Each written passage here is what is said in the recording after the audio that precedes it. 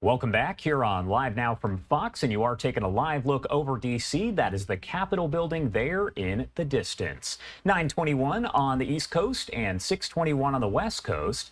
House Democrats have come out against a Republican-backed bill aimed at requiring voters to provide proof of citizenship to vote in federal elections.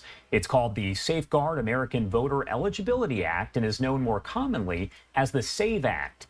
It would amend the National Voter Registration Act. Now, the White House did release a statement saying federal law already prevents non-citizens from voting and that it is a crime punishable by prison time and by fines. Do want to talk more about all of this here? Congressman Roger Williams is the chair of the House Small Business Committee, the Texas Republican, joining us live to share more on his thoughts. Thank you so much for taking the time to be here with us this morning. You bet. Good to be here, Josh. Thanks. All right. So first off, I do want to get your opinion, your thoughts here on that statement from the White House and your thoughts overall on what Democrats have to say about all of this. Well, it's pretty amazing that they're actually against it. They say, well, it's already law, and all that is true, but they don't adhere to the law themselves. I mean, that's one reason we're having to do it.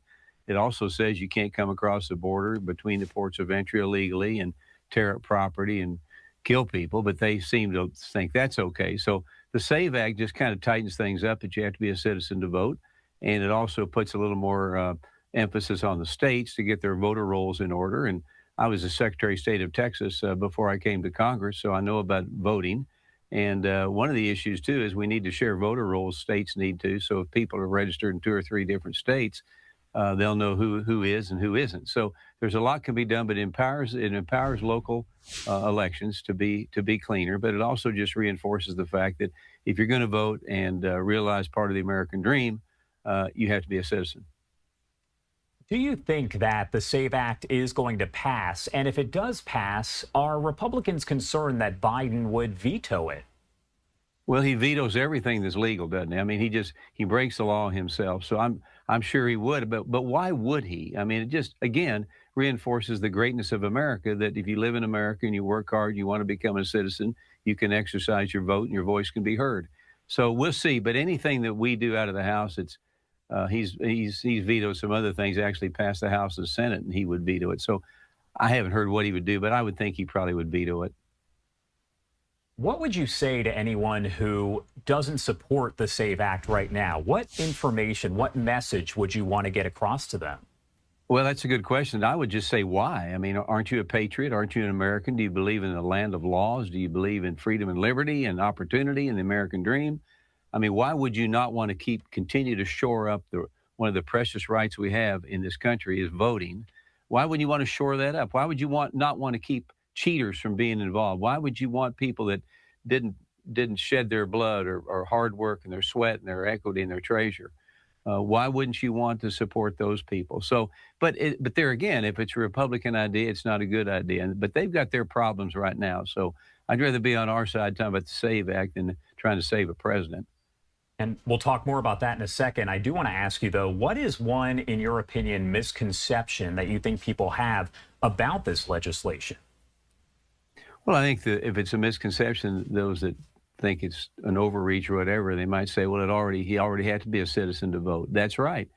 But if we were exercising the laws of the land, the Constitution, we probably wouldn't need this. I go back to what I said earlier, the border. We got people running across the border. We got people killing people. We got people trying to register to vote that are illegal. And that's wrong. And the reason we're having to talk about SAVE Act is because the other side does not adhere to the laws and the rules that they want to play by. And so why would they allow that to happen at the border, but not let, not allow the SAVE Act to go through and tighten up our ability to have the right people vote and have fair and square elections? Because if we continue to go this route and they want to register illegals, there's going to be a lot of people that's not going to vote because they don't think their vote's going to count. And when that happens, you got a real problem. Let's talk about Biden and Biden's future. You were touching on that just moments ago, but what do you make of some Democratic lawmakers actually calling on Biden to essentially withdraw from the presidential race? Well, I think it's funny because, they talk about fairness. They talk about liberties at stake in this election and freedom and democracy. They talk about all this, right? But they got a guy who's a current president who also got 14 million votes in a primary to win the primary. 14 million people voted for him to continue on, and they want to take a small group of people want to take the 14 million and throw their vote in the trash. I think it's funny. But the fact of the matter is they got their nominees. Joe Biden, he's current president of the United States. We have our nominee, Donald Trump, former president of the United States. We're going to have an election, and Trump will win. I think he'll win sizably because of all the drama they got going on right now. But 14 million people cast a vote for Biden. They need to honor that. Any concerns within the Republican Party about what might happen if Biden is replaced by another candidate? Are there any concerns? Well, I think, Biden's their nominee. That's who we want to run against. The other person would be Kamala Harris. They don't want her. I mean, she scored last in her primary when she ran for president. So I think they got a real problem. But I don't think there's concern it might be somebody other than Biden. There's going to be an election. Biden's their nominee. Trump's our nominee.